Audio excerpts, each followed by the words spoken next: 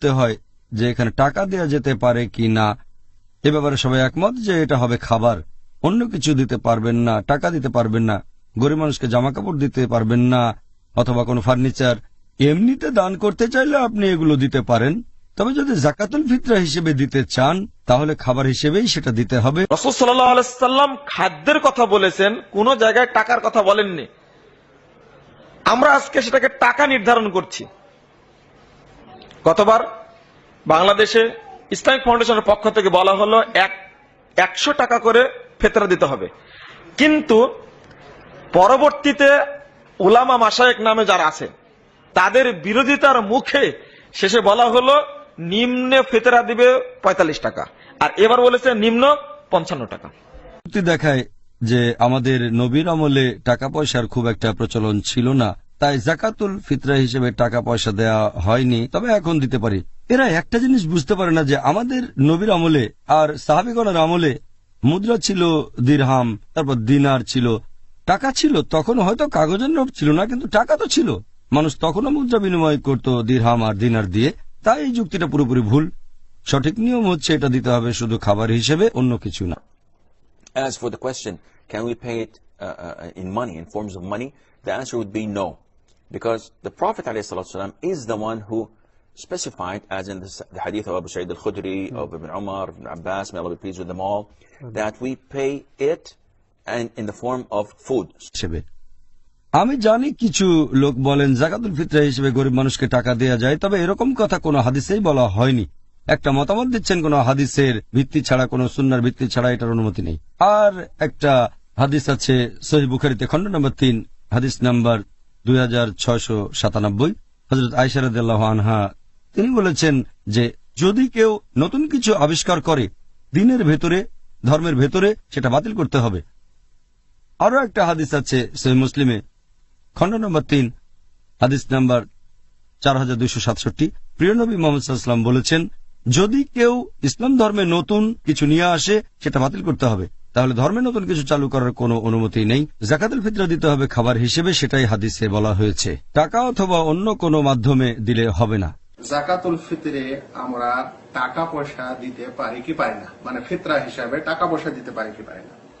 মনে রাখবেন জমহুর ওলামা, তার মধ্যে 3 ইমাম, ইমাম মালিক, ইমাম আহমদ বিন হাম্বল, ইমাম শাফি, আরো অন্যান্য ওলামায়ে কেরাম, তারা সকলে মনে করেন যে যাকাতুল ফিতর হিসাবে নাকদাইন অর্থাৎ টাকা ও পয়সা দেওয়া জায়েজ নয়। তাদের অনেকে কথা বলেছেন যে লা ইউজজি, এটা যথেষ্ট হবে না যাকাতুল ফিতরে টাকা পয়সা দেওয়া। তাহলে কি দিতে হবে? খাদ্যদ্রব্য দিতে হবে। ইমাম আহমদ রাহমাতুল্লাহ আলাইহিকে জিজ্ঞাসা করা হয়েছিল যারা দিরহাম দিয়ে যাকাতুল ফিতর দিতে চায়, তখন তিনি বলেছিলেন আখাফু আল্লা ইউজজি খেলাফা সুন্নাতে রাসূলুল্লাহ, আমার ভয় হয় যেটা যথেষ্ট হবে না, কারণ রাসূল সাল্লাল্লাহু আলাইহি ওয়াসাল্লামের এটা সুন্নতের বরখেলাফ। কিন্তু ইমাম আবু হানিফা রাহমাতুল্লাহ আলাইহি তিনি মনে করেন যে যাকাতুল ফিতর নাকদাইন টাকা পয়সা বা দিনার দিরহামের মাধ্যমে দিলে আদায় হয়। আর সেই কারণে আমাদের উপমহাদেশের বহু মানুষ এরকমই যাকাতুল ফিতর দিয়ে থাকেন টাকা পয়সা দ্বারা।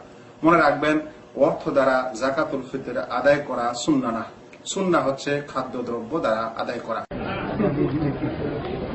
বাংলাদেশের যেটা প্রধান খাদ্য সেটা দিয়ে ফিতর দিবেন, এদেশের প্রধান খাদ্য চাউল, সেটা দিবেন। এরপর চাউলের মধ্যে যেটা ভালো চাউল, যেটা আপনি নিজে সবসময় খান, সেইটা দিবেন। আল্লাহকে দেওয়ার সময় পচা চাল দিবেন, রেশনের চাল দিবেন, বা রেশনের গম দিবেন। এটা আপনি ইমানটা পচে গেল, এটা হবে না। মনে রাখবেন আজও মক্কা মদিনাতে লোকেরা গমই দেয়, তাদের কিন্তু টাকা পয়সা কম নেই আপনাদের চাইতে, টাকা কিন্তু কেউ দেয় না। বাংলাদেশের হুজুররা এতই সুবিধাবতী, এবার 30 টাকা কে বলেছেন? বাতুল মুকাররম খতিব বলেছেন। কত মানে কি বলবো, অনাচার হচ্ছে ইসলামের উপরে। হ্যাঁ, গতবারে খেলা খাইছে, তারপরে দিন 3 রকম হয়েছে, অমনি অমনি হয়নি। আপনারা দয়া করে টাকার ফেতনায় ঢোকেন না, যা খান তাই ফেতরা দেবেন। গুরুত্বপূর্ণ জিজ্ঞাসা, ফেতরা কি দিয়ে আদায় করতে হবে? রাসূল সাল্লাল্লাহু আলাইহি সাল্লামের যুগে স্বর্ণ মুদ্রা, রূপা মুদ্রা ছিল। তিনি ফেতরার জন্য স্বর্ণ মুদ্রা, রূপা মুদ্রা ব্যবহার করেননি। মুদ্রা দিয়ে ফেতরা আদায় হবে না, টাকা দিয়ে ফেতরা আদায় হবে না। শস্য দিয়ে ফিতরা আদায় করতে হবে। সারা দুনিয়ার মানুষ যদি টাকা দিয়ে ফিতরা আদায় করে, সারা দুনিয়ার মানুষই গুনাহগার। নবীজির জীবনে দেরহাম দিনার টাকা তো ছিল, উনি তো টাকা পয়সা দিয়ে দেন নাই। ইবনে ওমর, আবু সাইদ খুদরির হাদিস, ফারাদা রাসূলুল্লাহ সাল্লাল্লাহু আলাইহি ওয়াসাল্লাম যাকাতুল ফিতরে সা'আম মিন তামারিন, সা'আম মিন শাঈরিন, সা'আম মিন জাবিবিন, আকিতিন ইত্যাদি হাদিস, যে 1 সর খেজুর, 1 সর জব, 1 সর গম, এগুলি এসছে। নবীজি কোনো এক বছর এটা বলেন নাই যে এই বছর আমাদের সদকায়ে ফিতর 2 দিরহাম। আবু বকর ঘোষণা করে দাও মসজিদে যে এই বছর মদিনাবাসী সদকায়ে ফিতর 2 দিরহাম হবে। আপনি যদি বলেন জাকাতুল ফিতরা দেওয়ার ব্যাপারে এটা দিতে হবে কোনো খাবার হিসেবে, হতে পারে সেটা খেজুর, হতে পারে বার্লি, হতে পারে গম, হতে পারে চাউল, হতে পারে কিশমিশ অথবা জব, এমন কিছু যেটা প্রধান খাদ্য, সেই দেশ অথবা সেই শহরে যেটা প্রধান খাবার, গম হলে গম, চাউল হলে চাউল দেবেন, যদি খেজুর হয় খেজুর দেবেন। এ ব্যাপারে সবাই একমত যে এটা দিতে হবে খাবার হিসেবে। ভালো হয় যদি দিতে পারেন শস্যকণা হিসেবে, যেমন গম, চাউল ইত্যাদি। আমাদের প্রিয় নবী মুহাম্মদ সাল্লাল্লাহু আলাইহি ওয়াসাল্লাম বলেছেন, এটা উল্লেখ আছে সহিহ বুখারীতে, খণ্ড নম্বর 2, বুক অব জাকাত, হাদিস নাম্বার 1503। ইবনে উমর রাদিয়াল্লাহু আনহু তিনি বলেছেন, আল্লাহর রাসূল আমাদের নির্দেশ দিয়েছেন 1 সা খেজুর দেওয়ার জন্য অথবা 1 সা বার্লি দেওয়ার জন্য জাকাতুল ফিতরা হিসেবে। সব মুসলিমই দেবে, দাস বা স্বাধীন, পুরুষ বা মহিলা, তরুণ বা বৃদ্ধ। আর এটা দিতে হবে ঈদুল ফিতরের নামাজের আগে। আরো একটা হাদিস আছে সহিহ বুখারীতে, খণ্ড নম্বর 2, বুক অব জাকাত, হাদিস নম্বর 1510। বর্ণনাকারী আবু সাইদ আল খুদরি, যে মুহাম্মদ সাল্লাল্লাহু আলাইহি সাল্লামের সময়ে আমরা 1 সা খাবার দান করতাম জাকাতুল ফিতরা হিসেবে। আমাদের খাবারগুলো তখন হতো বার্লি, তারপর থাকতো কিশমিশ, সাথে পনির আর খেজুর। এসব খাবারের নাম হাদিসে বলা হয়েছে। এছাড়াও আর একটা সহিহ হাদিস আছে, ইবনে খুজাইমা, হাদিস নাম্বার 2417। ইবনে আব্বাস রাদিয়াল্লাহু আনহু বলেছেন যে রমজান মাসের সদকা মানে জাকাতুল ফিতরা হচ্ছে 1 সা। যদি কেউ গম দিয়ে থাকে সেটা গ্রহণ করা হবে, কেউ খেজুর দিলে সেটা গ্রহণ করা হবে, কেউ কিশমিশ দিলেও গ্রহণ করা হবে। এইসব খাবারের কথা হাদিসে বলা হয়েছে। তবে এক কথায় আমরা বুঝতে পারছি এটা হবে খাবার। ভালো হয় যদি শস্যকণা হিসেবে দেন। আর জাকাতুল ফিতরা দেওয়ার সঠিক সময়টা হচ্ছে সকালবেলায়, ঈদের নামাজের ঠিক আগে, ঈদুল ফিতরের দিন। তবে এটা ঈদুল ফিতরের ঠিক শুরুতে দেয়া যায় অথবা রমজানের শেষ কয়েকটা রোজায় দেয়া যায়। হাদিস বলছে, নবীর কথা কেন খুব স্পষ্ট। আমাদের নবী মুহাম্মদ সাল্লাল্লাহু আলাইহি ওয়াসাল্লাম বলেছেন, এটা উল্লেখ আছে সুনান আবু দাউদে, খণ্ড নম্বর 2, বুক অব জাকাত, হাদিস নম্বর 1605। আমাদের নবী বলেছেন, যদি জাকাতুল ফিতরা দেয়া হয় ঈদের নামাজের আগে ঈদুল ফিতরের দিন, সেটাকে বলা হয় জাকাত।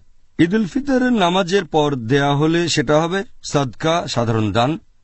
এটা একেবারে স্পষ্ট যে জাকাতুল ফিতরা দিতে হবে ঈদুল ফিতরের নামাজের আগে। আরো একটা হাদিস এটা উল্লেখ আছে সহিহ বুখারীতে, খণ্ড নম্বর 2, বুক অব জাকাত, হাদিস নম্বর 1503। প্রিয় নবী মুহাম্মদ সাল্লাল্লাহু আলাইহি ওয়াসাল্লাম বলেছেন যে তোমরা 1 সা খেজুর দাও বা 1 সা বার্লি দাও জাকাতুল ফিতরা হিসেবে। প্রত্যেক মুসলিম দেবে, দাস বা স্বাধীন, তরুণ বা বৃদ্ধ, পুরুষ বা মহিলা।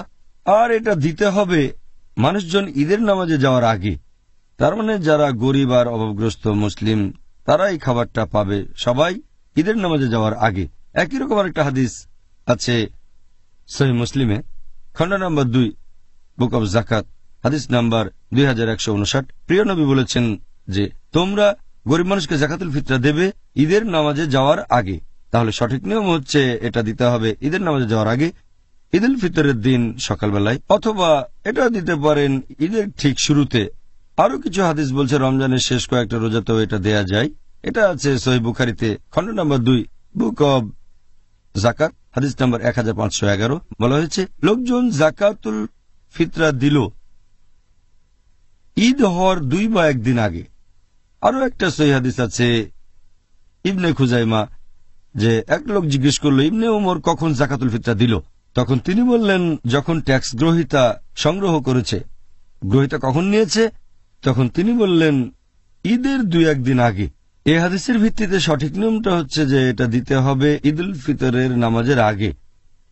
হয় ঈদের নামাজের আগে, সেটা সবচেয়ে ভালো, অথবা ঈদুল ফিতরের ঠিক শুরুতে, অথবা ঈদ হওয়ার 2 বা 1 দিন আগে।